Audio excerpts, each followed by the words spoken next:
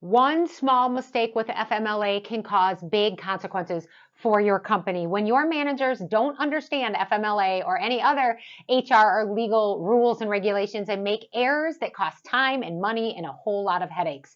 Most violations and lawsuits I've seen over the years have happened because managers are not trained properly and they haven't been told what the policies and the procedures are. So on today's show, I'm going to provide you with some of the most important FMLA information that your managers must be aware of.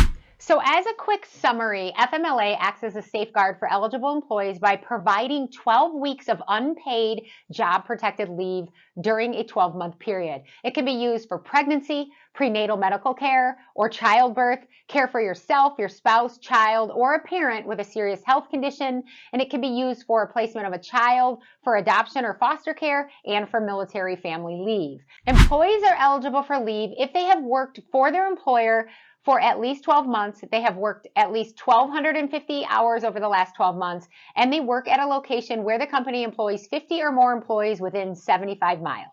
After they understand what FMLA is and who is eligible, here are a number of things that you need to make sure they also understand.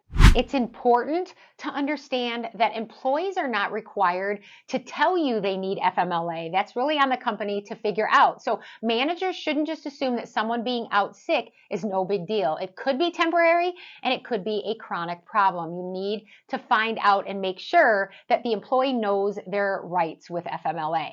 FMLA leave isn't always long-term. A few absences here and there can still be protected under FMLA. Managers need to be able to identify what's intermittent FMLA leave and what's just a regular sick day. I know it can be stressful when someone needs to take time off and managers get annoyed because they have to cover their shifts, but managers shouldn't let an employee know that they're unhappy about their FMLA leave request or their time off. Train your managers to respond to employees with care and compassion and being helpful. Under most circumstances, replacing an employee on FMLA is a violation. You need to put someone in their position temporarily. If the person on leave is replaced, this can be found to be FMLA retaliation. If your company does not run FMLA concurrently with other paid time off, sick leave, disability, or workers' compensation, it may incur lost work time, which can lead to significant costs. Your company needs a process that everyone follows consistently. Managers can't discuss an employee's medical condition or FMLA leave with people who don't need to know about it. This in itself can violate the FMLA. Help your managers come up with responses to other employees when they ask about an employee being out on leave. Employees out on FMLA leave shouldn't have much contact with the company. There could be some situations where contact is necessary, but those should be handled very carefully. Explain to your managers to ask HR before reaching out to someone that's on a leave.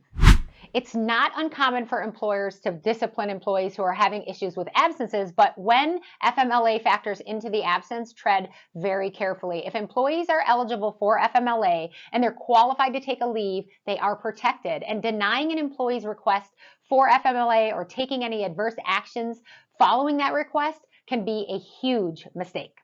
Supervisors are usually the first people employees turn to when they need to take a leave. Sometimes, however, supervisors don't realize that they must direct the employee to HR and not handle FMLA cases on their own. Be sure that your supervisors know how to respond when employees ask for a leave.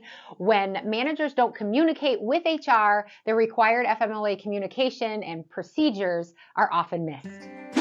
This is only a 5-minute show, and these are only a handful of the tips for your managers on how they should handle FMLA. If you remember anything at all from today's show, remember that you can pay a steep price when your managers make mistakes with FMLA, whether they are intentional or not.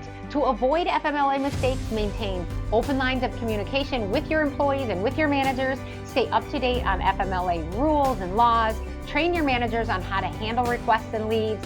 Keep excellent documentation and be sure to have an FMLA process spelled out and followed by everyone.